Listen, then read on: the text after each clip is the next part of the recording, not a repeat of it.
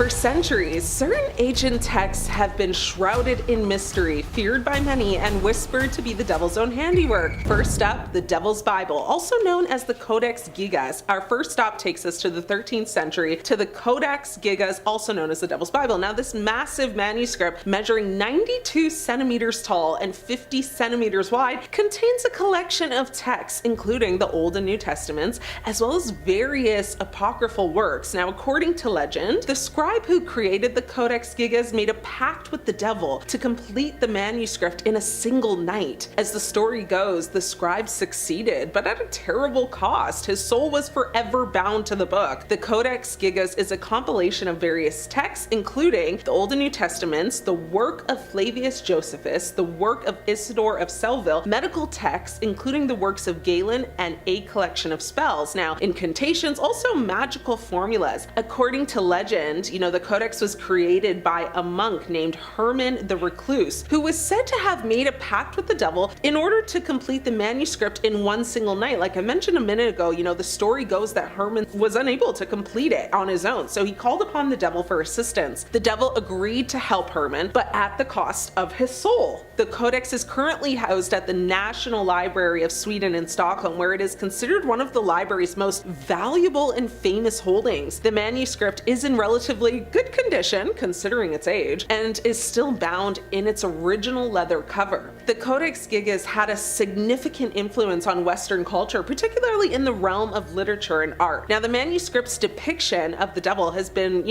reproduced and parodied countless times, and its legend has inspired numerous works of fiction and art. Number 2, the Picatrix. Now, next we travel to the 11th century, to the realm of Islamic mysticism, where we find the infamous Picatrix. Now, this ancient grimoire written in Arabic contains a collection of magical rituals and incantations. The Picatrix is said to hold the secrets of the occult, and those who dare to read its pages are believed to be cursed by the devil himself. One legend tells of a powerful sorcerer who, after mastering the Picatrix, was consumed by an insatiable lust for power, ultimately leading to his downfall. Now, the Picatrix contains a wide range of magical and occult knowledge, including astrological tables and charts, instructions for creating magical talismans and amulets, recipes for magical potions and elixirs, techniques for divination and scrying, and rituals for invoking spirits and demons. The Picatrix has been translated into several languages, including Latin, Spanish, and English. The most well-known translation is the Latin version, which was produced in the 15th century. Now, in recent years, several modern editions of the Picatrix have been published, including a critical edition of the Arabic text and an English translation. The Picatrix has been the subject of several controversies and criticisms, including accusations of promoting black magic and demonic invocation, criticisms of the text's perceived misogyny, and debates as well over the text's authenticity and historical accuracy. Despite these controversies, the Picatrix remains a significant and influential text in the history of Western spirituality. Number 3, the Book of Abramelin. In the 15th century, a Jewish Kabbalist named Abraham von Worms penned the Book of Abramelin, a mystical text that promised to reveal the secrets of the universe. However, this book came with a terrible warning. Those who attempted to follow its instructions would be cursed by the devil. One story tells of a young man who, after reading the book, became obsessed with the occult, eventually losing his mind and his soul to the devil. The book is perhaps the most famous for its description of the Abramelin operation, which is a complex and demanding ritual that aims to attain spiritual enlightenment and communicate with the divine. Now, the Book of Abramelin has had a significant influence on Western occultism, particularly in the areas of ceremonial magic and thuggery. Now, the text has been studied and used by numerous occultists and magicians, including Aleister Crowley, who considered it one of the most important magical texts of all time. Number 4, the Goetia. The Goetia, also known as the Lesser Key of Solomon, is a 17th century grimoire that contains a collection of demonic seals and incantations. This book is said to hold the power to summon and control demons, but at a very terrible cost. According to legend, those who dare to use the Goetia will be cursed by the devil and forced to endure a lifetime of torment and suffering. One story tells of a young woman who, after using the Goetia to summon a demon, was driven mad by the entity's constant whispers in lunar year. You know, the Goetia lists 72 demons, each with their own unique powers and attributes. Some of the better known demons are Asmodeus, the demon of lust and desire, Beelzebub, I'm pronouncing that right, the demon of flies and disease, Azazel, the demon of sacrifice and scapegoating, and Belial, the demon of deceit and corruption. The Goetia has been accused of promoting black magic and demonic invocation, but despite these claims, it does remain a very significant and influential text in the history of Western occultism. Number 5, the Grimoire of Pope Honorius. Now, this 17th century grimoire attributed to Pope Honorius III is said to contain a collection of magical rituals and incantations. However, this book is believed to be cursed by the devil, and those who dare to read its pages will be forever changed. One story actually tells of a young priest who, after reading the Grimoire of Pope Honorius, became obsessed with the occult, eventually even losing his faith and soul to the devil. The Grimoire of Pope Honorius has caused a lot of controversy, particularly among Catholic scholars and theologians. Now, the text attribution has been disputed, with some arguing that the text is a forgery or a hoax. Now, despite these theories, the text has been studied and used by numerous occultists and magicians, including Aleister Crowley as well. Number 6, the Book of the Secret of Secrets. This ancient text, attributed to the medieval alchemist Raza, is said to contain the secrets of alchemy and the occult. However, this book is believed by some to be cursed by the devil, and those who attempt to follow its instructions will be met with disaster and tragedy. Now, the Book of the Secret of Secrets has been the subject of a lot of criticism and controversy, particularly among scholars who have questioned, the authenticity and historical accuracy. Some have even argued that the text is a forgery or just actually a compilation of earlier sources. Number 7, the Key of Solomon. This ancient grimoire attributed to King Solomon is said to contain a collection of magical seals and incantations. However, this book is believed to be cursed by the devil, and those who use its power will be met with terrible consequences. There are two main versions of the Key of Solomon. One, the Clavicula Salomonis, or the Key of Solomon, which is the most well-known and widely used version, and 2, the Lemegeton, or the Lesser Key of Solomon, which is a shorter and more concise version. In recent years, the Key of Solomon has been reinterpreted and recontextualized by modern scholars, and some have seen the text as just a source of inspiration for chaos magic and other forms of modern occultism. Number 8, the Book of Lies. This ancient text, attributed to the medieval occultist Aleister Crowley, is said to contain a collection of mystical and magical teachings. However, this book is believed to be cursed, again, by the devil, and those who attempt to follow its instructions will be met with mayhem. Now, one legend tells of a young occultist who, after reading the Book of Lies, became obsessed with the pursuit of having magical powers. Eventually, he lost his grip on reality and descended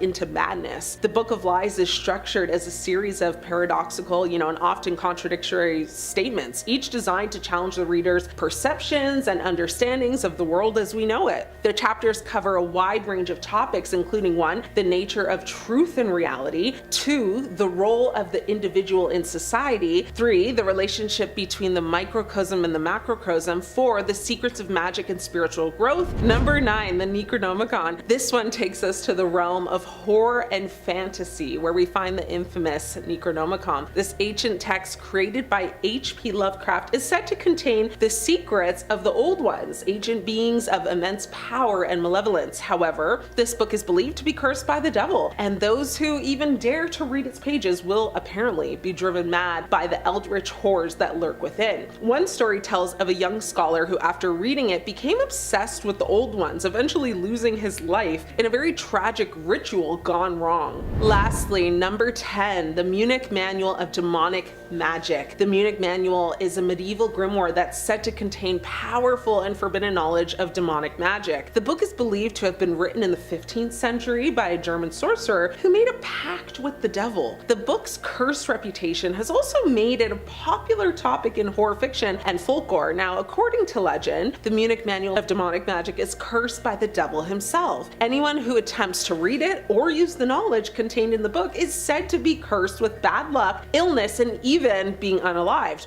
Whether or not you believe in the supernatural, these stories serve as a reminder of the power of knowledge and the dangers of of delving too deep into the mysteries of the unknown. Thanks so much for watching. I'm your host Ashley, and until next time, stay scared. I have a question for you. Do you want to start sleeping with the lights on? If so, I got you. The most horrifying found footage that will leave you shaking while I take fear factor to a whole new level. First up, we have the infamous Dybbuk box. You might have heard of this story before, but for those who haven't, let me fill you in. As the story goes, a Dybbuk box appeared in 2003 when antique store owner Kevin Mannis bought a vintage wine box from a 103-year-old Holocaust survivor on eBay. After a strange string of unexplained hauntings, reoccurring nightmares, bruises, and smells of ammonia, the box found its way back onto eBay and landed in the hands of a man named Jason Haxton. Now, he too felt the wrath of the box and ended up burying it somewhere in Missouri, but not before pulling it out of the ground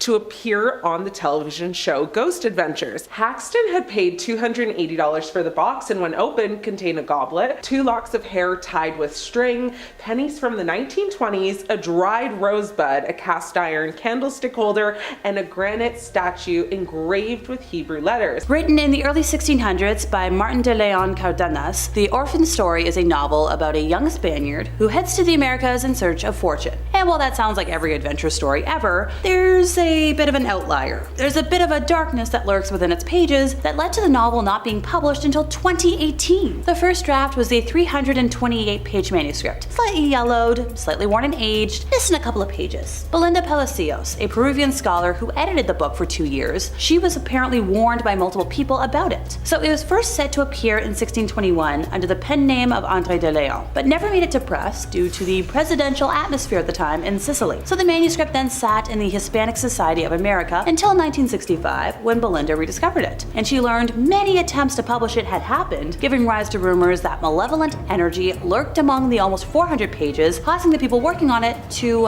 die. So in an interview, she commented on the reported deaths, saying one was from strange diseases, another was a car accident, and something else. So Belinda had heard from other professors she was working with to publish the book. One of them specialized in colonial letters from the Andean regions and Mexico. This person went by the name of Raquel Chang Rodriguez. Now, these letters describe how Antonio Rodriguez Monino and William C. Bryant both died before finishing their editions of the book. And that's why the manuscript is believed to be cursed. She's like, yeah, that's why this is taken so long to publish, because if you work on it, that's the end of your life. Okay, don't touch it. Most books would be happy with a gift card or dinner for their birthday, but Abraham the Mage, or Abram, depending on who you ask, decided to give his son a book full of mythical curses. Yay! So this book tells the story of an Egyptian mage named Abraham, or Abramelin, who taught in a system of magic to Abraham of Worms, a Jew in Worms, Germany. The system of magic from this book regained popularity in the 19th and 20th centuries, partly due to Samuel Liddell MacGregor Mather's translation, which dubbed it the Book of the Sacred Magic of Abraham the Mage. So ever since it was translated to English, this 15th century novel has had a reputation for being cursed. Now, there are several theories why, but a lot of folks believe it has to do with the mage's belief that everybody has their own unique personal demon. And throughout the book, there are instructions for rituals and supernatural feats to bring your demons under control. So internally, the text dates itself to the year 1458, and the book exists in the form of 12 manuscripts and an early printed edition. Now, the earliest manuscripts are 2 versions that date from about 1608, are written in German, while another 2 manuscripts are from about 1700 and 1750. The practical magic found in both Book 3 of the French text and Book 4 of the German tends to center around a set of talismans composed of magic word squares. These are similar to traditional magic squares, though the latter are usually composed of numbers, whereas these ones contain letters. Commonly, word squares are used as puzzles or teaching aids. So in the context of all of this, the focus becomes mystical. So each square should contain words or names that relate to the magical goal of the square. A parallel is found in the famous Sator Arapo Tenet Abra Rota's word square, an altered version of which is also found amongst these squares. So you combine a cursed book and math puzzles, and you get no thank you, moving on. I feel like calling something an untitled grimoire should be scary enough on its own, but allow me to elaborate. These manuscripts were believed to be written in the early 1900s, as their first library appearance was around the 1920s. The books text originated when a Wiccan high priestess called Persephone Adrastea Irene recorded her family's spiritual history of being an American witch of Swedish and English ancestry. These manuscripts record Persephone's witchy history that she reworked through all of her adult life, incorporating her mother's grimoire into them as well. So the first book contains about 250 pages of spells, incantations, curses, and enchantments, as well as corresponding information on gems, planets, rites, potions, and even exorcisms. The second book includes about 150 to 200 pages of alchemy and chemistry recipes, cures, perfumes and balms, nerve tonics, and even hairspray recipes. So the first book is believed to carry the curse heavier than its counterpart, seeing as Persephone's spells are believed in Wiccan culture to contain more power than most other records due to the embodiment of herself within them.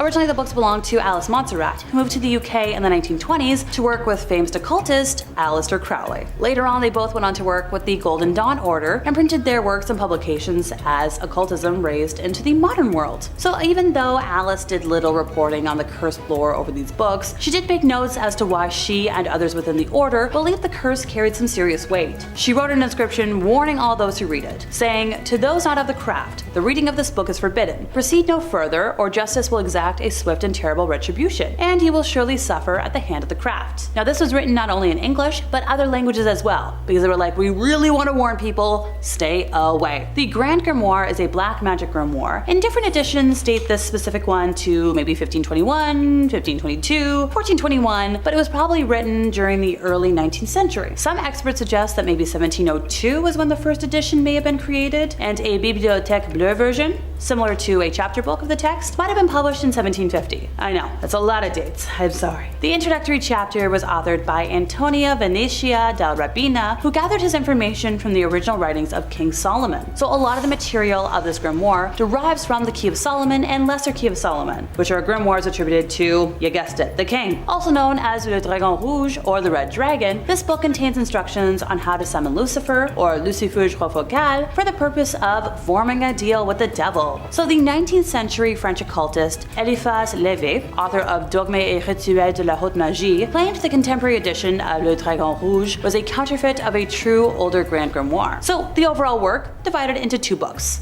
Book number 1, it has instructions for summoning a demon, and for the construction of tools with which to force the demon to do one's bidding. Book number 2 is divided further into two parts. The Sanctum Regnum and Secrets de l'Art Magique du Grand Grimoire. The Sanctum Regnum contains instructions for making a pact with the demon, allowing one to command the spirit without tools that were required by Book 1, but at a greater risk. Secrets contain simple spells and rituals that you can employ after having performed the ritual of Book number 1. Some editions contain a short text between the two parts, known as Le Secret Magique ou Le Grand Art de Pouvoir Parler aux Morts, or in English, the magic secret or the grand art of being able to speak with the dead, which deals with necromancy. The book describes several demons as well as the rituals to summon them. Just all this to make that pact with them. It also details several spells for winning a lottery, talking to spirits, being loved, making oneself invisible, and so forth and so on. This book mentions 3 greater demons, which are similarly prioritized in the Grimorium Verum, and sidebar, in the English translation of the work, the demons are referenced by the more generic term of spirits, which is a term I know a lot of modern Satanists prefer. And finally for today, the Munich Manual of Demonic Magic,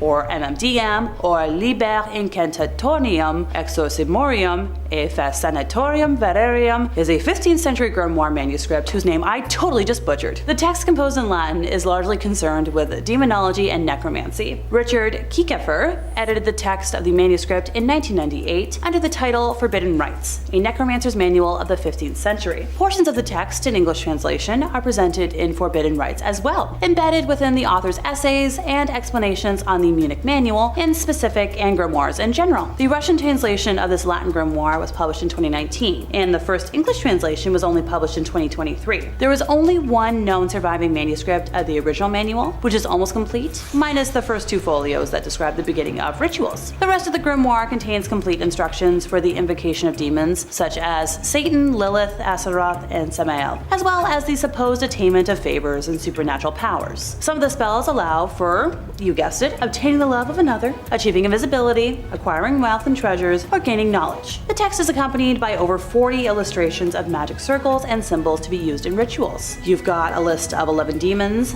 similar to the ones from the Ars Goetia, and as you guessed it, most of the text is in Latin, minus a little bit of German and Italian. Heinrich Himmler's personal grimoire. If you're unfamiliar with the name, Double H was one of the leading members of the Yahtzee party, so my verbiage might get interesting for the next little bit. Double H founded the Ahnenerbe, which was a pseudo-scientific organization that was active between 1935 to 1945 and devoted to the task of promoting the racial beliefs held by the Yahtzees. Himmler was very much drawn to the occult and tied this interest into his racist philosophy, looking for proof of Aryan and Nordic racial superiority from ancient times. He promoted a cult of ancestor worship, particularly among members of the SS, as a way to keep the race pure and provide immortality to the nation. Viewing the SS as an order along the lines of the Teutonic Knights, he had them take over the church of said order in Vienna in 1939. He began the process of replacing Christianity with a new moral code that rejected humanitarianism and challenged the Christian concept of marriage. Himmler modified a variety of existing customs to emphasize the elitism and central role of the SS. An SS naming ceremony was to replace baptism, marriage ceremonies were to be altered, a separate SS funeral ceremony was to be held in addition to Christian ceremonies, and SS-centric celebrations of the summer and winter solstices were instituted.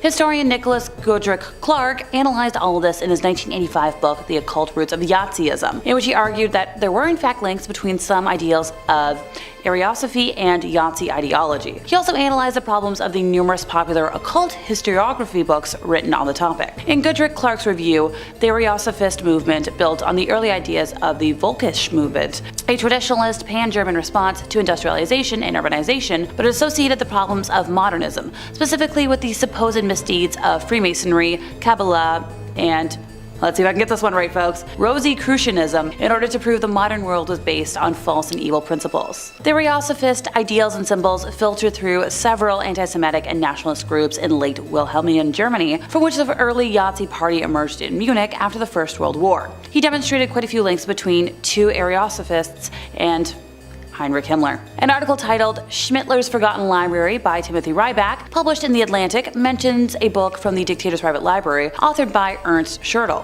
Now, Ernst, whose interests were flagellation, dance, occultism, nudism, and quinky things, had also been active as an activist for sexual liberation before 1933. Now, supposedly there is some remnant of Yahtzee magic that can be gleaned from a study of ice magic, and through the work of Blavatsky. Nevertheless, I wouldn't recommend bringing that strain of magic back into the world. Never mind finding Himmler's secret grimoire. No thanks.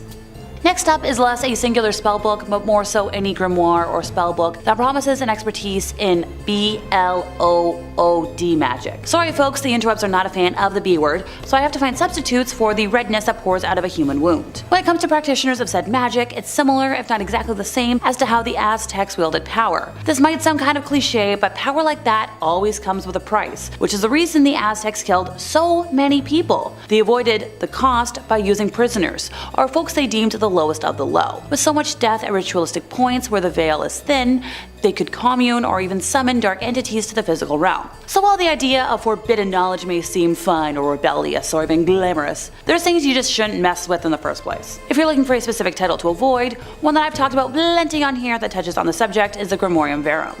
Translated as the Grimoire of Truth, this text has a reputation that goes without saying. It originated in the 18th century and is part of European magical tradition.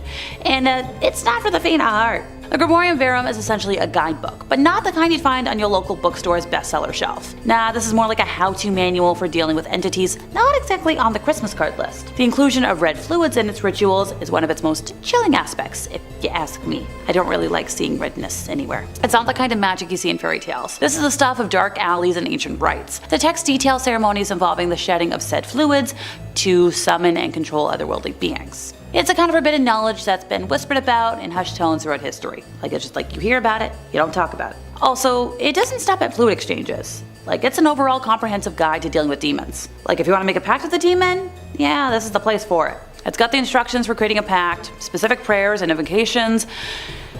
Technically, it's like a step-by-step guide for anybody seeking supernatural assistance. Whether that's a good idea or not, that's up for debate. So why was this banned? And why should you not be reading it? Well, let's just say the church, who we all love, wasn't exactly thrilled about people trying to summon demons on a random Tuesday afternoon. The church authorities saw these texts as a threat, not just to the spiritual well-being of their practitioners, but also to the established order.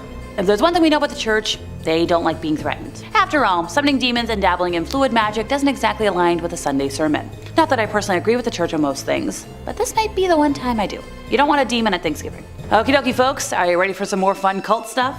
Okay, so you've all heard about Scientology, right? The cult that pretty much owns Tom Cruise and a bunch of other celebrities. Well, it turns out that their original founder wrote a book that he alleged caused people to take their own lives. And if that isn't magically inclined in some way, I don't know what is.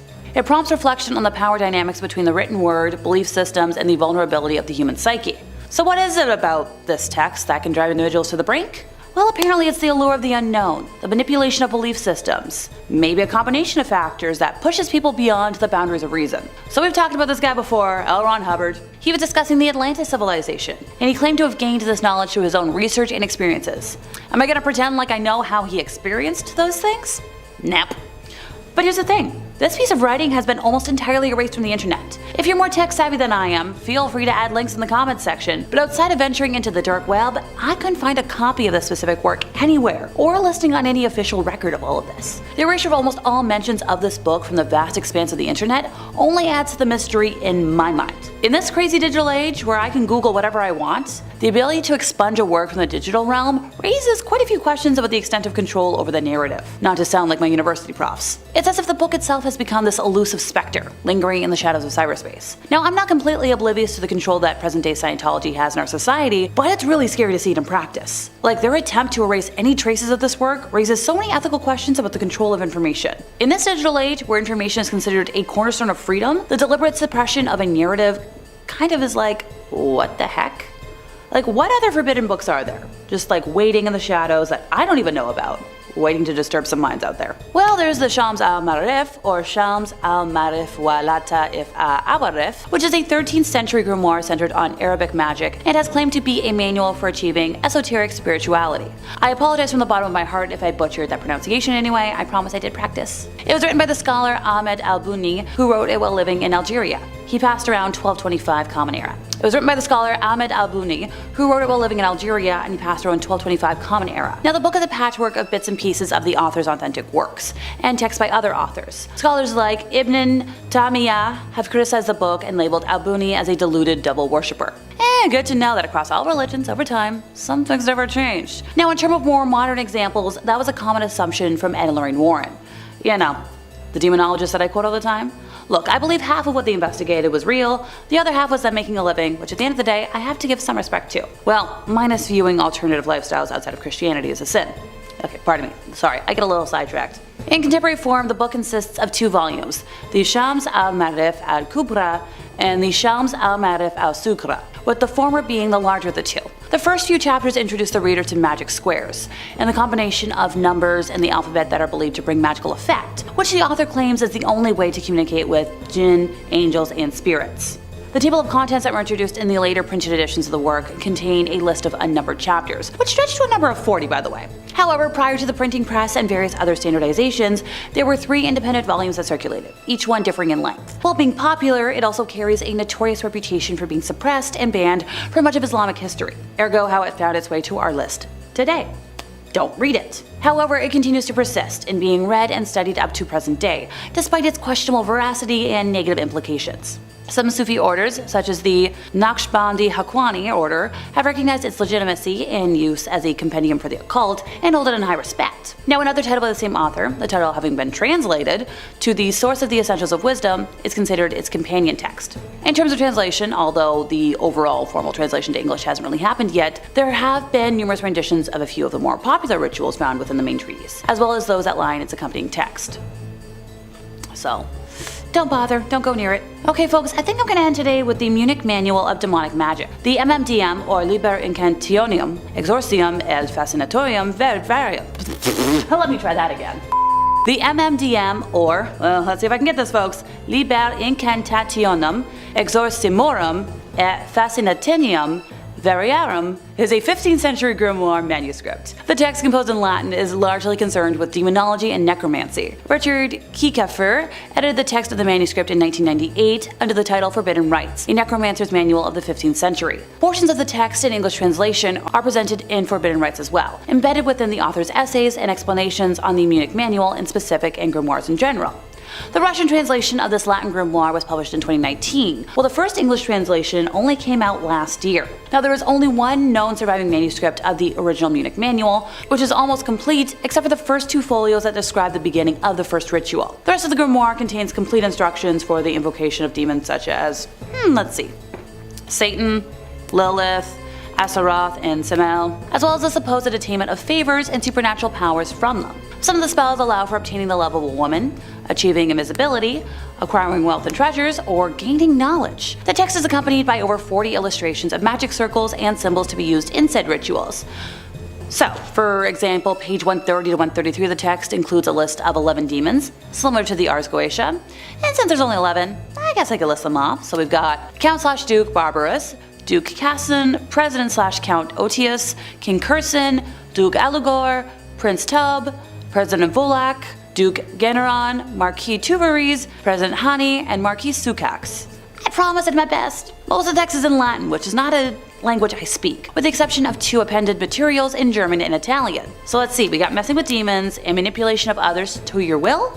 Yeah, no thanks, that sounds like a recipe for disaster. And that brings us to the end of our time, and yeah, I don't think I'll be adding any of these titles to my personal collection anytime soon. Number 5. The Book of the Sacred Magic of Abramelin the Mage. The Book of Abramelin, or more formally, the Book of the Sacred Magic of Abramelin the Mage, is a Jewish magic text that is thought to date back at some point in the 14th or 15th century. Now, it wasn't this initial publication that gave it such a notoriety. There wasn't really a lot of book reviewing going on back then. It was when it was upheld by the 19th and 20th century magicians who made up the Hermetic Order of the Golden Dawn, which kind of sounds like a fake bad guy from an RPG, but is a British secret society dedicated to the practice, research, and upholding of old occult magic ways. Can't be that secret though, because I'm talking about it. One of the founders of the Golden Dawn, one SLM Matters, created the first ever English translation of the book in the 1890s, drawing from a 17th century French translation. Mathers' translation became the definite magic text of the 19th century, eventually helping inspire Aleister Crowley, the legendary occultist and fixture of one of the best Ozzy Osbourne songs ever. There's all kinds of spells and magic inside the text. Some highlights include spells on how to conjure someone into a donkey, summon a monkey to do your bidding, how to bring forth spirits to fetch you goods. The key point in the text, however, is an epic multi-month ritual that, if performed correctly, will allow the sorcerer to commune with their guardian angel other half. The book posits that everyone's guardian angel is another part of their essence,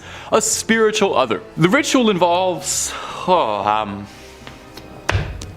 don't really know how to say this politely. You have to get blissfully intimate with the angel, and once this honeymoon period is over, the caster then has to summon up and conquer unredeemed spirits of the infernal regions of hell to conquer them, and then will be able to be master of the spirit domain. That all sounds pretty complicated though, honestly, so all things considered, maybe it's for the best that this one's locked away. I don't really need to mess with magic, that's above my pay grade, and I'm not looking to get too intimate with my significant other guardian angel anytime soon. But if you're looking for more true tales of terror, fake frightening fibs, cursed relics, ancient evils, ancient cryptids, aliens, conspiracies, ghouls, goblins, and way more of this guy, Top 5 Scary is the only place to be. So stay subscribed, make sure you hit that little bell so you don't miss a scream, and I know this is a big ask, do that at the end of this video, because I got 4 more cursed books coming for you right now. Number 4, the Codex Gigas. When it comes to cursed and demonic books, the Codex Gigas is one of the biggest ones around. Like, literally. Codex Gigas translates to giant book, which isn't a very scary name, but when you see the size of this behemoth, it starts to make a bit more sense. The thing is massive, 2 feet long. While giant oversized illuminated manuscripts were fairly common around this era, this one stood out for its immense size and also the impressively scary rumors surrounding the cursed text. It's occasionally been dubbed Satan's Bible due to the interesting legend behind its origin. Now, supposedly the story goes that a monk by the name of Herman the Recluse, which same, honestly. Anyway, Herman was condemned to death for heresy and was to be walled up alive and starved. In a desperate plea to save himself, Herman tried to convince the prior and the abbot that if he could pen a manuscript to honor God's glory and contained all of human knowledge and history in one night, that he could be let free. The abbot agreed, thinking that this was, of course, an impossible task. Well, he didn't know that Herman was the John Wick of penmanship, who wrote until midnight, wearing his fingertips down, and in a moment of desperation, made a prayer to Lucifer, and asked for his eternal soul in exchange for the book's completion in order to repent for his heresy. I totally get it, you know? I've done some pretty crazy things trying to write my script in time for a deadline too. I sold my soul earlier this week to get top 5 UFOs in on time. I get it. Now, not poking any holes in your logic here though, Herman, but I will say maybe selling your soul to the devil is part of the reason you got into this mess, because that actually sounds a ton like heresy. A variation of the legend states that Herman worked for years on the manuscript, day and night, but still asked for the devil's assistance anyway, the lazy bastard. Anyway, the legend states that Satan signed the Bible with an illustration of himself. The ego on that guy. The book contains a birth of information. Like they said, it was supposed to be everything humanity had attained up to that point. Now these days, the Codex Gigas is preserved in the Natural Museum in Sweden, where you can admire the line work of Herman the Recluse and his ghost author, Satan. Number 3. The Grand Grimoire. Our next entry has been formerly referred to as the Gospel of Satan. It's different from Satan's Bible, and is said to be a cursed book whose knowledge had to be sealed away to protect humanity. So this might be the most dangerous book ever published after Hop on Pop. The Grand Grimoire was said to have been penned by a priest in the 16th century who was possessed by a litany of demons who compelled the man to put their knowledge to paper. Acting as a scribe for the demons, the man wrote everything they knew about dark incantations, spells, instructions on how to cast rituals, how to bind a demon to make it do your bidding. Wait, a demon wrote this book? A demon gave instructions about how it wants to be bound to a human and serve humans? That's a freaky little demon. That's not all though. There's a step-by-step recipe for a little necromancy if you're down to dabble in some dark arts and make some bones dance to your rhythm. The book really covers all the fun stuff you've been told not to do. Now it's not all brimstone and hellfire too. There's rituals on how to manipulate your luck, how to conduct a seance, and I think this is adorable. But there's even ways to make people love you in the book. Now, a little dating tip from your friends at Top 5 Scary. I will say, if you need a demon's help to make them like you, that might not be the most successful relationship, but you do you, don't let me get in the way. Now, if all of this is sounding pretty appealing, and I don't blame you, because it all does sound really cool, just know that the book is considered high treason. Even so much as cracking the spine is considered equivalent to selling your soul, so maybe hold off on that Amazon order for a bit. Besides, because of the book's cursed reputation, the original copy is said to be locked away in the Vatican's famous secret archives, and no matter how many times you ask, they're not going to let you look at it, even if you say you just want to take a quick little peek at the illustrations. I know, so unfair. Ugh, I don't even have any late fees. Let me take the book out. And finally, coming in at her #1 spot today on demonic dictionaries and evil literature is the infamous Lesser Key of Solomon. Make no mistake from the title, even though it's a Lesser Key of Solomon, it is not a lesser evil.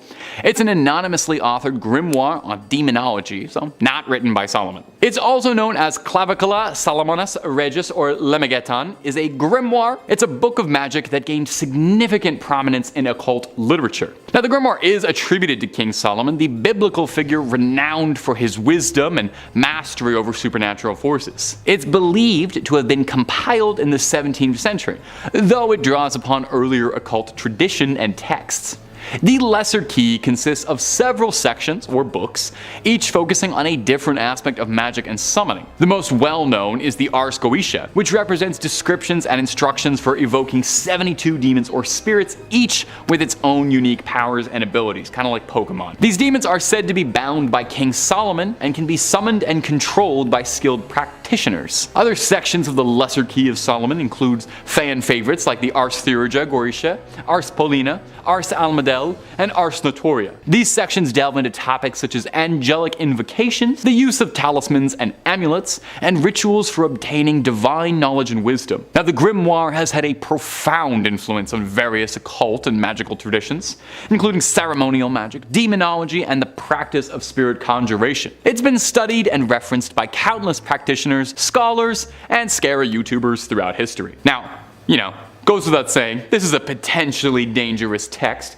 The act of summoning and working with entities described in the grimoire is not for the faint of heart, and really should be saved for those with a bit of spiritual expertise under their wizard hat. In conclusion, significant grimoire. Number 5, The Yellow Wallpaper. Okay, The Yellow Wallpaper. I first read this book when I was in 5th grade, and I do know that it is a lot of required reading for a lot of people. Like, you'd read it in 9th or 10th grade. So you may be thinking now, oh my god, V, why would you put this on the list? It's not cursed, we can all read it. It's a weird book. And it's a good book, a really flipping good book. And I know that we have a lot of videos on this channel of books that are cursed that you cannot read and that you will never get the chance to read. So I wanted to create a video about books that are going to mess up your head and twist your psychology into a complete knot. But if a complete mind twist doesn't interest you and you would prefer hearing about the more supernatural aspects of Top 5 Scary, just search books on our channel's search bar and you will get a plethora of videos to choose from. Today, I really want to talk about things that we can all relate to. But if you are interested in some reading that will mess your mind up and leave you scared and thinking for the rest of your life, definitely stick around because we are about to get into some really cool and twisted reading. So number 4,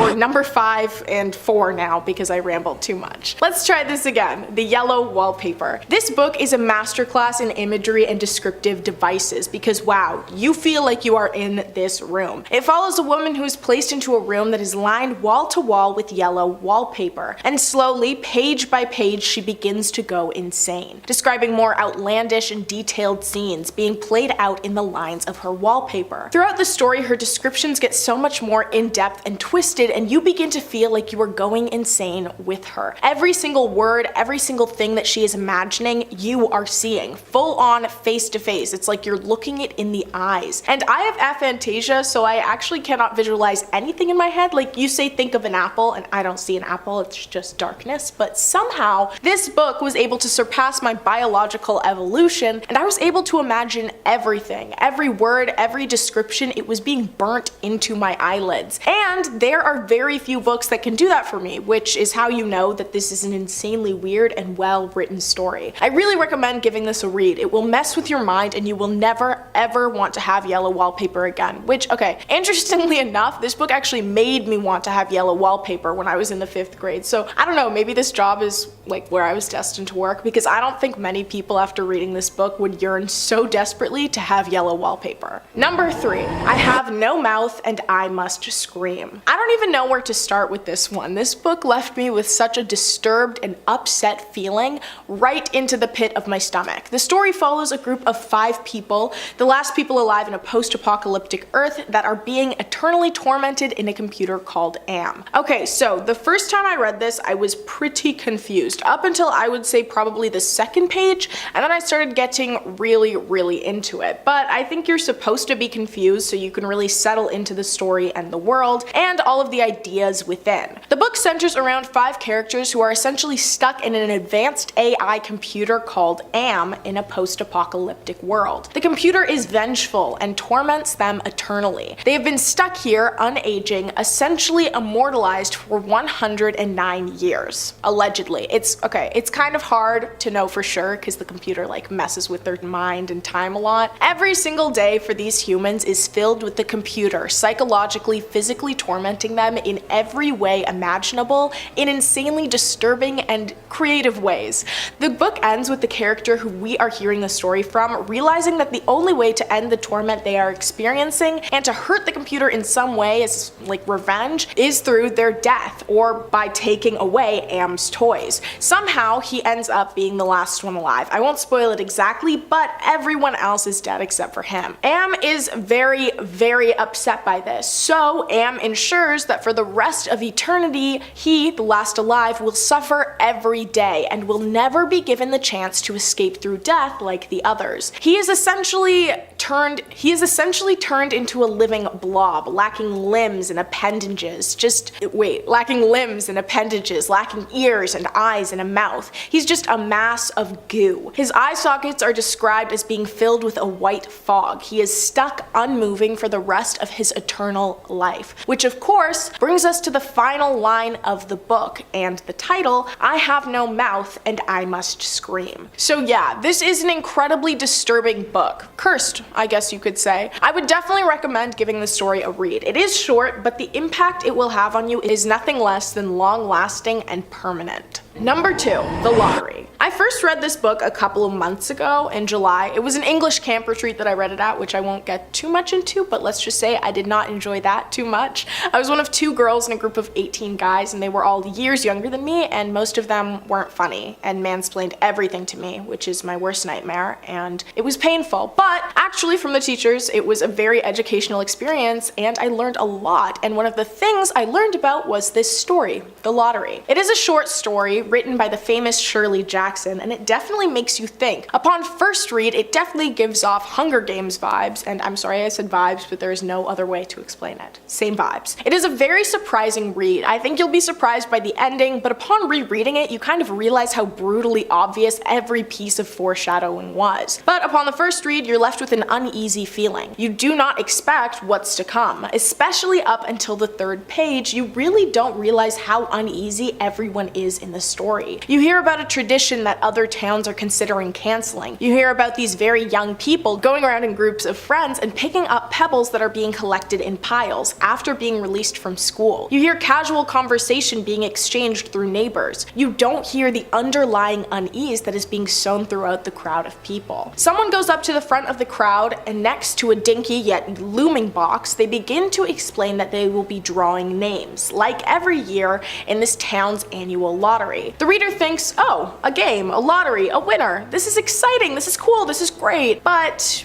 you do not expect the ending. And for me, it was kind of a whoa moment where I had to take a step back and reevaluate where the book had shifted to. It's a great book filled with eerie imagery and explanations, and another that will absolutely stay burned into your mind. Number 1, The Landlady. This book is by one of my all-time favorite authors, Roald Dahl. Responsible for creating some of the most famous stories of all time, like Matilda, The Witches, James and the Giant Peach, The BFG, Lamb to the Slaughter, and so many more. It's no surprising that he would be capable of creating a truly disturbing short story, very worthy of being on this list. So, The Landlady follows a boy named Billy who is starting a new job in a new town. He looks for a place to stay the night when all of a sudden he sees a beautifully charming and warm house advertising itself as a bed and breakfast. It is run by a friendly but odd lady, and only 2 guests had previously stayed there in the past 3 years. We know there have only been 2 guests thanks to a guest book that the old woman makes every single guest who stays there sign, which she tells Billy,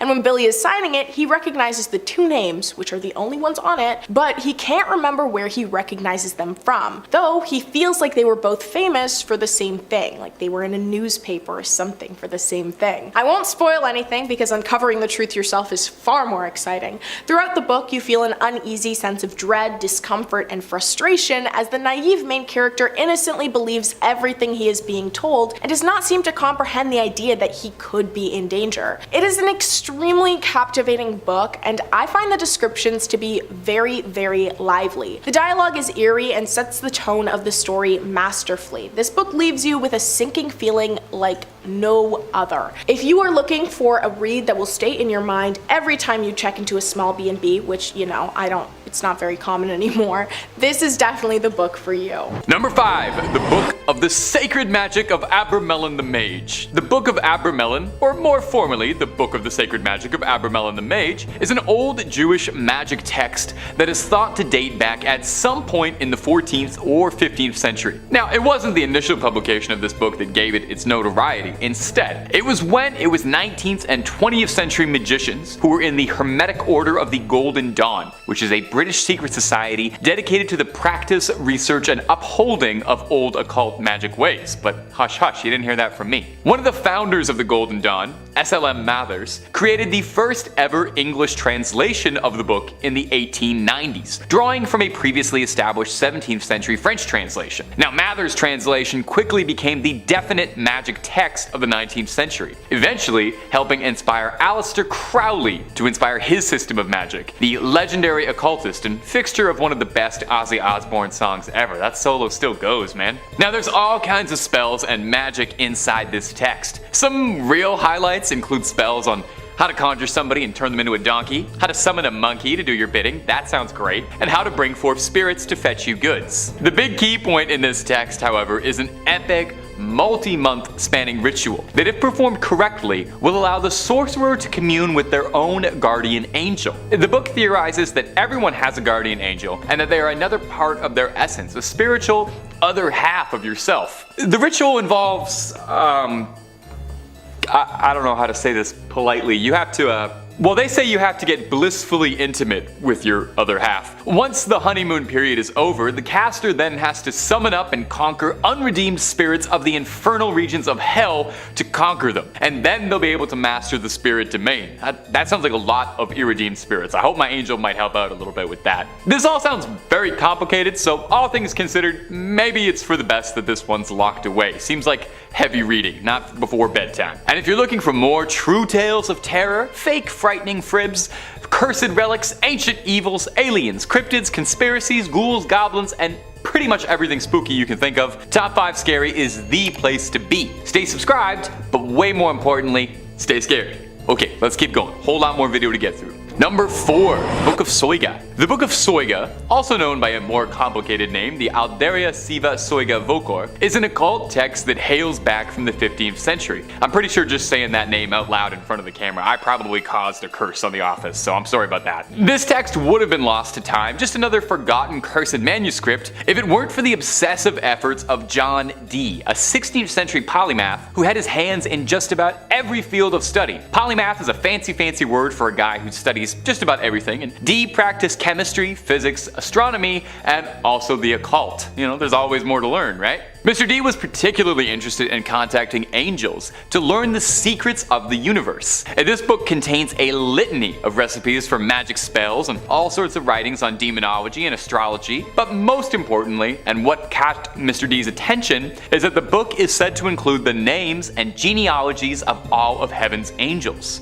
Dee believed that the book contained an ancient divine message written in a language spoken to by Adam, the true unspoiled word of God. That's a pretty big statement. Now, much like the Voynich manuscript, which I'll mention a little later in the video, so put a pin in that for now, it had 36 cryptic tables that remained undeciphered for centuries. Dee attempted at one point to crack the code with the help of a mystic who convinced Dee that he could channel the angels for him. Dee allegedly was so desperate to unlock the contents of this book that when his mystic told him it was part of the ritual that he be allowed a night with John Dee's wife, he agreed. That's the oldest trick in the book, man. The old "I'll let you talk to angels if I can go out with your wife" gamble. Ugh, can't believe you fell for it. Dee's wife would end up birthing a son, Theodore Dee, the fatherhood of which was disputed, to say the least. John Dee was never able to crack the code in his lifetime and decipher the Book of Soiga, and perhaps for the best, as it was said he was warned that man was never meant to uncover those secrets, and that knowledge would end his life. The book is now said to reside in the British Library, although digital copies are available. Read it at your own risk, and if somebody says they can translate it for you, just make sure you really read everything on the fine print in the contract before you sign that, okay? Just looking out for you. Number 3, the Grand Grimoire. That is so fun to say. This next entry has been nicknamed the Gospel of Satan. So if you're looking for an indication as to whether or not this book is,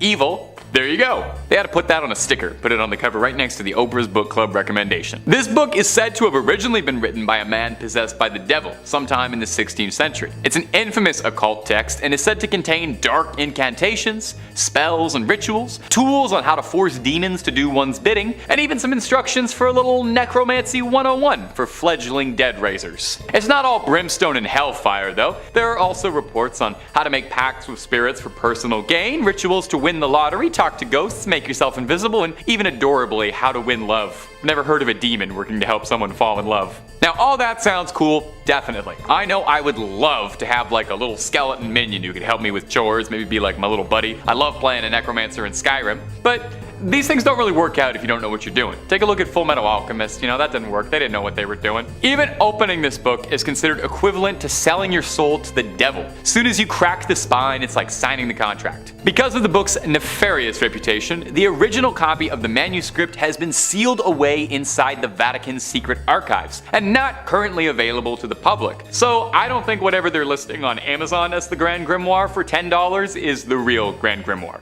Number 2, the Voynich manuscript. manuscript. The Voynich manuscript has got to be one of my favorite stories of a mysterious manuscript, like, ever. I guess that's why I put it at number 2. Unlike a lot of entries on this list, it's actually very easy to come across a digital copy of the Voynich manuscript. It's available to read online. The only trouble is reading it honestly probably won't do you a lick of good, since it's written in a language no one has ever heard of and there's no record of it ever having existed. Yale University has the entire thing up and available online if you're feeling confident enough that you can take a crack at it and feel like banging your head against a brick wall for a few hours. The book is a handwritten, hand-illustrated codex of 240 pages of pure mystery, featuring gorgeous illustrations and typography, and what the book is about is your guess is as good as mine, honestly. Carbon dating suggests that it stems from the 15th century, and analysis of the style of the text and illustrations within suggests that it could have been penned during the Italian Renaissance. But just about every single aspect of this thing is shrouded in mystery. We don't even know what it's truthfully called. The Voynich manuscript is the name it was given after the initial owner, Wilfrid Voynich, purchased it in 1912 and brought it to public attention for the first time. Sorry, not the first owner, I'm sure several other people owned it before him. As such, the language inside the book is occasionally referred to as Voynichese. Now, some pages are missing, lost to time completely, and the pages we do have are just a puzzle. Some are foldable sheets of various sizes, some pages have wondrously drawn diagrams or illustrations showing things like plants, some fictional, some real, and astrological symbols, drawings of people. Over the years, there have been several efforts to try and decode and document the book and figure out just what it is. A prevailing theory, admittedly a boring one, is that it's a guide to botany written in a mysterious script, a forgotten language, an uncrackable code, an incredibly convoluted hoax. Of course, with any good mystery, there are some wild theories. Some say the Voynich manuscript could be written from an extraterrestrial gifted to humanity, or written in demonic script perhaps, or that biblical language that we were mentioning in the book Soygas a few points ago. Like I said, it's available online, so I leave this up to you. If you manage to crack it, let us know down below in the comments. We're all clamoring for it. And number 1, the Codex Gigas. When it comes to cursed and demonic books, the Codex Gigas is one of the biggest ones around. Like, literally. Codex Gigas translates to giant book, which isn't exactly a scary name. When you see the size of this behemoth, it starts to make a little bit more sense. This thing is massive.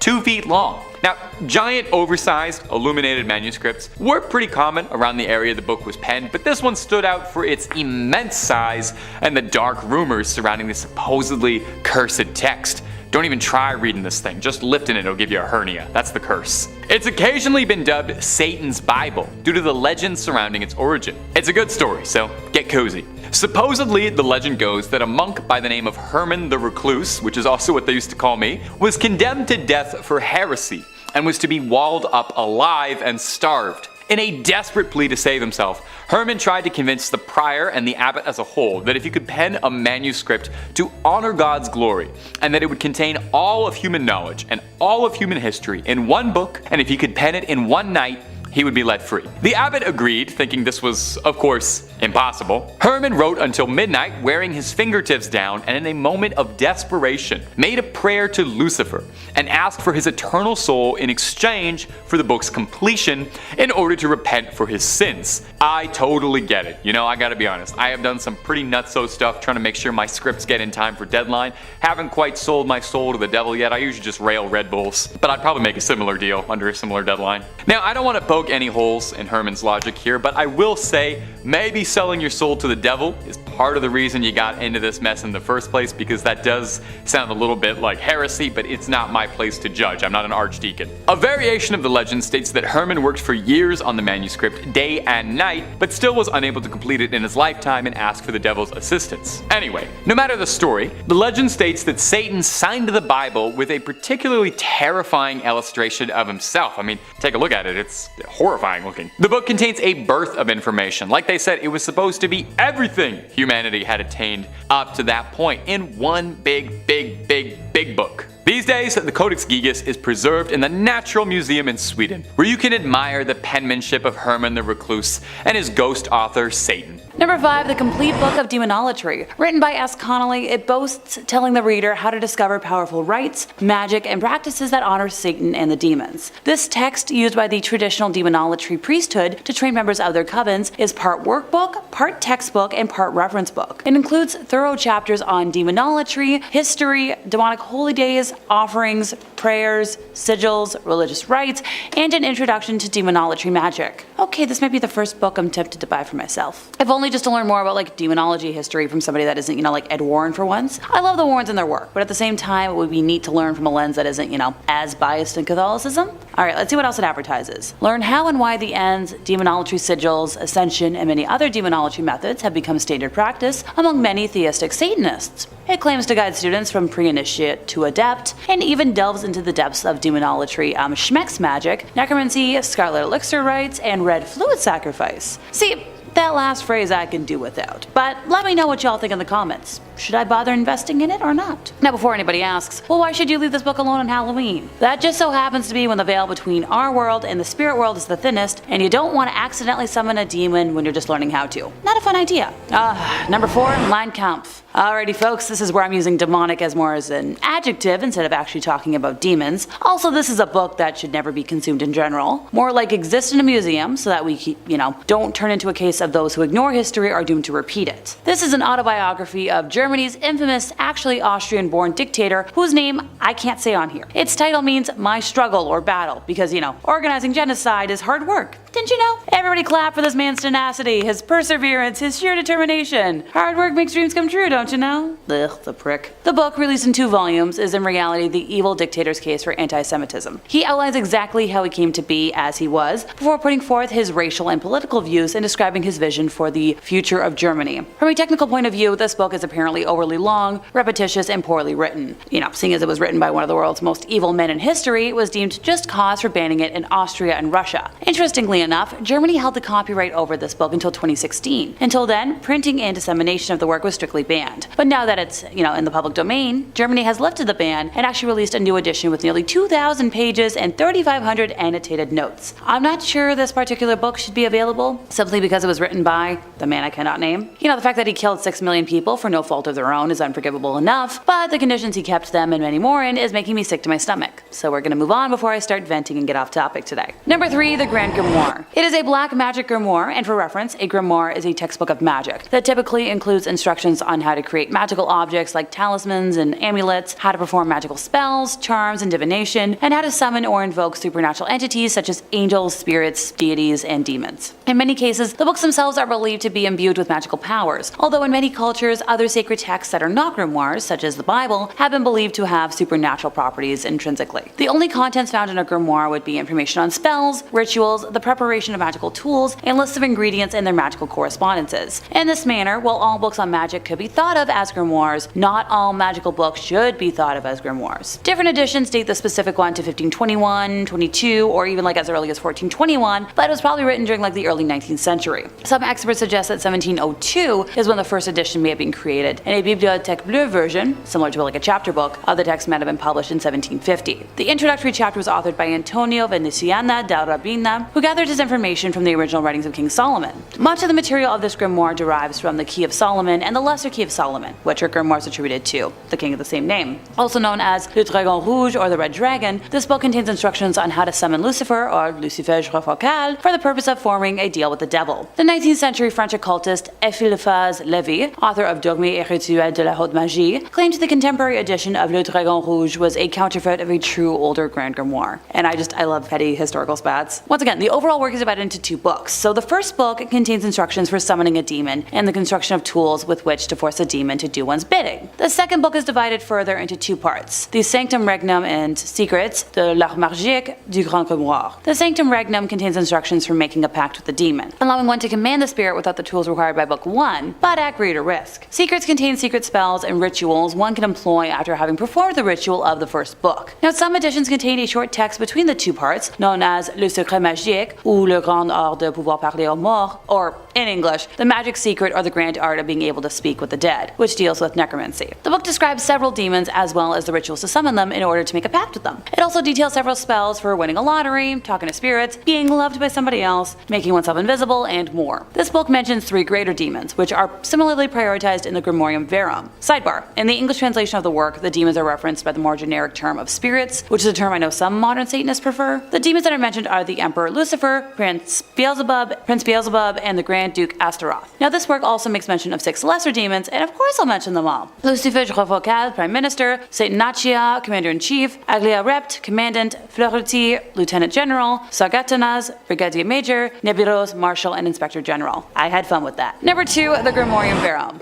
I just mentioned this, didn't I? The Grimorium Verum, which is Latin for true grimoire, is an 18th century grimoire attributed to one Ali Bek the Egyptian of Memphis, who wrote it in 1517, and like many grimoires, it claims a tradition originating with King Solomon. This grimoire is actually not a translation of an earlier work, with its original appearing in French or Italian in the mid-18th century, as noted by A.E. Waite, who discussed the work in his book of ceremonial magic in 1911, stating the date specified in the title of the Grimorium Verum is undeniably fraudulent since the work belongs to the middle of the 18th century and Memphis is Rome. One version of the grimoire was included as the Clavicles of King Solomon Book 3 in one of the French manuscripts S. L. MacGregor Mathers incorporated in his version of the Key of Solomon, but it was omitted from the key with its explanation. At the end there are some short extracts from the Grimorium Verum with the seals of evil spirits, which as they do not belong to the Key of Solomon proper, I have not given, for the evident classification of the key is in 2 books and no more. Idris Shah also published some of it in the Secret Lore of Magic, Book of the Sorcerers in 1957. Alrighty, time to break down all 4 books that you should not be touching on Halloween. Book 1 is described as concerning the character of demons, particularly the superior spirits of Lucifer, Beelzebub, Astaroth, while also including the many inferior spirits below them and their invoking sigils.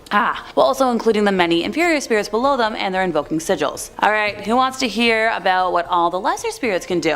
Claunek has the power to bring money to those who make a pact with them. Musissin has power over important people and politicians. Freemost has power over women. Yeah, okay, bow. Klepoth can help you experience all sorts of dreams and visions. Kill can manifest dramatic situations and changes. Mersild has dominion over long and short distance travel. Klistert can create confusion or enlightenment depending on what you need or want. Serchad can make you see all sorts of natural and supernatural creatures. Hickpax can make a person think of you, no matter how far or distant they may be. Humotz can bring you any book you desire. Siegel will cause all sorts of prodigies to appear. Fruxisier can teach you the art of necromancy. Guland causes all illnesses. Sergat can create every kind of opportunity for advancement. Morail can help you move about unseen. Frutimier prepares all kinds of feasts for you. Hoi Tigaras causes sleep in the case of some and insomnia in others, and hey, tempting, because I could use a good night's sleep right about now. Book 2 is simply described as being of planetary hours, so I'll leave it up to y'all to interpret what you think it means. Book 3 is the preparation of the operator, or more simply put, how to prepare for summoning. A more modern title could be Demon Summoning for Dummies, or How to Summon a Demon 101. Book 4 contains the Sanctum Regnum, also called the Royalty of Spirits, or the Little Key of Solomon, a most learned Hebraic necromancer and rabbi. This book contains various combinations of characters whereby the powers can be invoked or brought forth whensoever you may wish, each according to his faculty. Long story short, it's a very descriptive and thorough demon summoning Bible, if you will.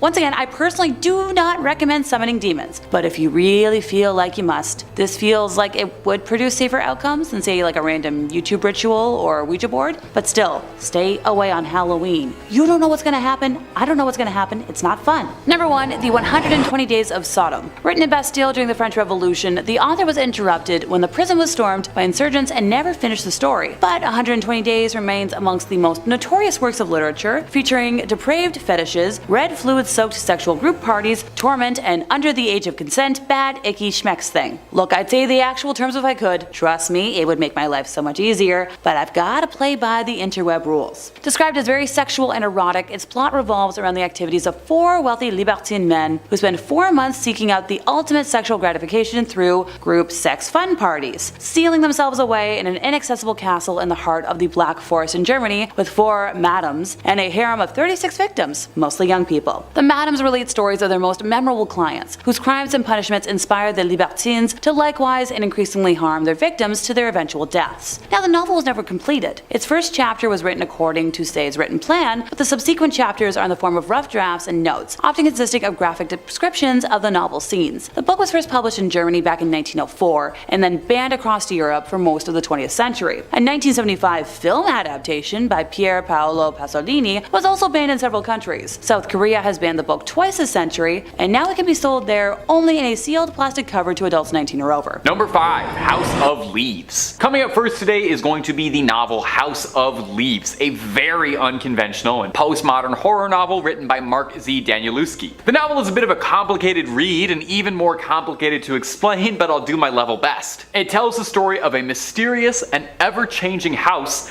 that becomes the focus of obsession. The book contains multiple narratives and layers, intertwining storylines, like I said, postmodern. But the main storyline revolves around a man named Johnny Truant, who discovers a manuscript titled the Navidson Record, written by a deceased man recounting experiences with a photographer named Will Navidson, who moves with his family into a house that defies the laws of physics. The house appears larger on the inside than it does the outside, with rooms and hallways that shift, expand, contract, defying all physical laws of the world, while our protagonist becomes obsessed with the text, leading him down a rabbit hole of madness and self-reflection. The book too includes various academic and critical and essays, footnotes, appendixes, analysis to make the book seem more real and to get you really intertwined in all these spinning narratives playing out at once. It's a very cool usage of the medium. So this is a pretty complicated book and not an easy text at all, and adapting it I think would be a Herculean task.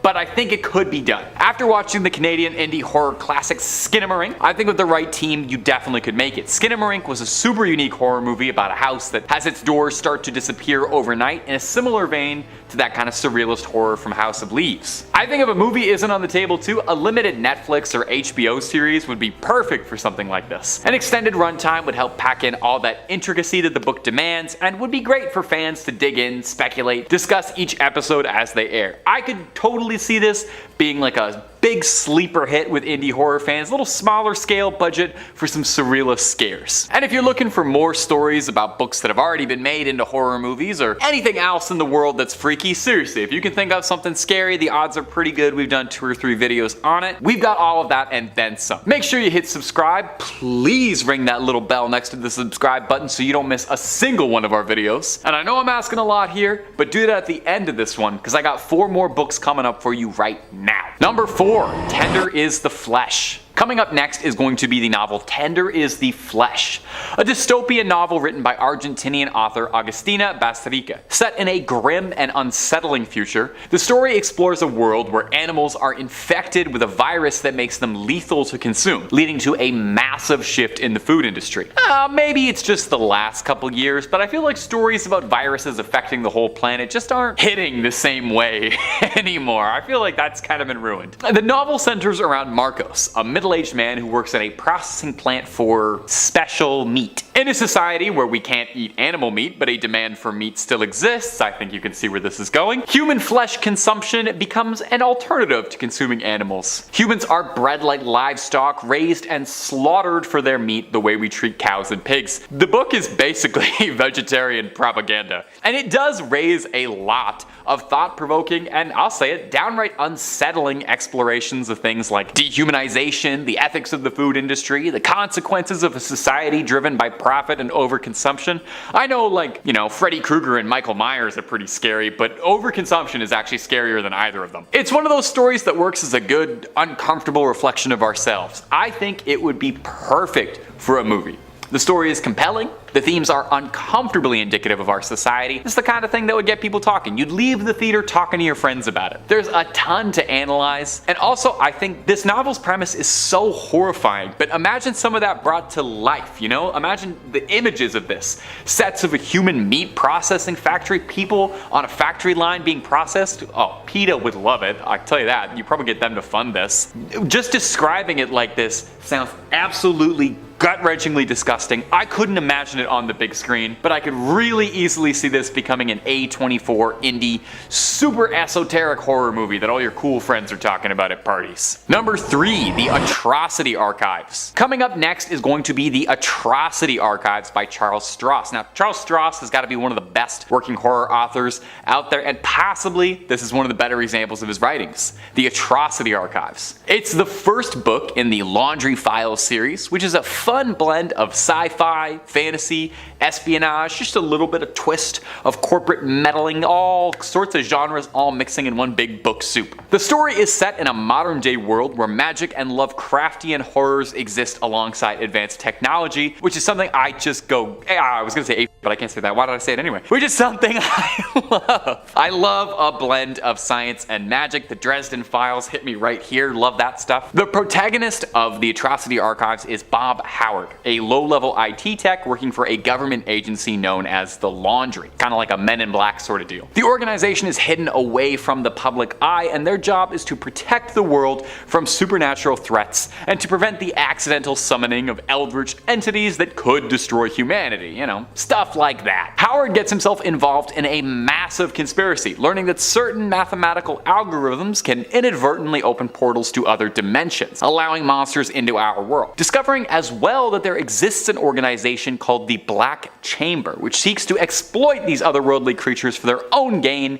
even at the cost of humanity. All of that to say, this is the perfect pitch for a genre-bending horror summer classic. People love the Men in Black movies, and I know those are a lot sillier than what this is, but this could very easily fill a similar niche with a Lovecraftian angle. People go crazy for cosmic horror stuff, conspiracies, corporate espionage, wizards, high tech. It's got a little bit of something for everyone to love inside this story. As well, because this is the first in a series of books that are all in a shared world, this hypothetical movie, if it ended up doing really well, Hollywood could do their favorite thing and make some sequels. You could have 9 movies out of this. You could have a horror blockbuster franchise on your hands if you adapt this properly. Number 2, Hex. Our next entry coming at the number 2 spot is Hex. Hex is a horror novel written by Dutch author Thomas Olduvelt. The story takes place in the picturesque town of Black Spring, located in the Hudson Valley of New York. Of course, this being a horror novel, the town has a dark secret. A 17th century witch named Catherine Van Wyler haunts the area, with her eyes and mouth sewn shut. Now, this novel follows the lives of the townspeople who have lived under her curse for centuries. The witch's presence is pervasive, and her malevolent influence is felt by everyone in town. The residents of Black Spring have implemented strict rules and surveillance to ensure the witch remains contained and hidden from the outside world. However, things take a sinister turn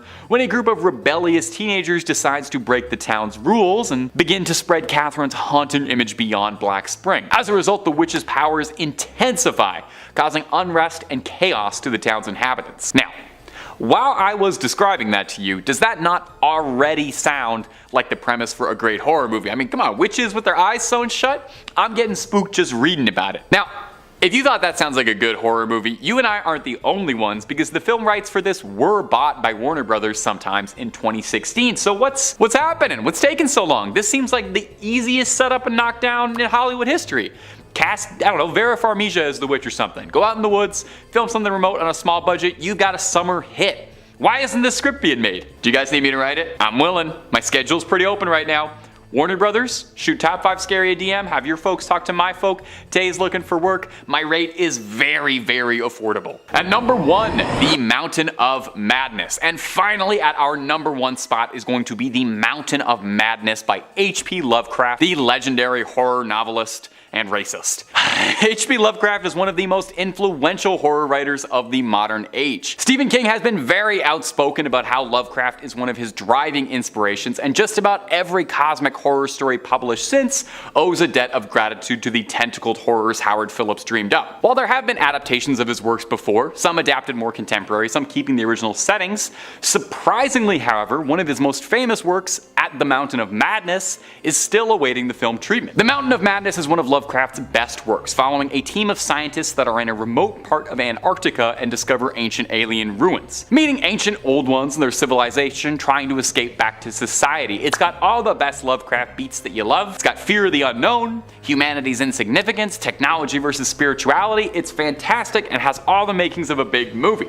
So what's happening? Well, Guillermo del Toro, Oscar-winning director and lover of monsters, has said before that At the Mountain of Madness is his dream project. He's actually been developing a version of it since 2006, but the project has clearly been in development hell. At one point, Tom Cruise was attached, produced by James Cameron, which would have made like $1 billion trillion, but it doesn't exist, unfortunately. Some test footage of the film is all that's ever been shown, and it's some pretty cool footage of a CGI monster, so you know that the designs for this movie would have gone off like crazy. Unfortunately, nothing has ever come of it. Will it still come someday?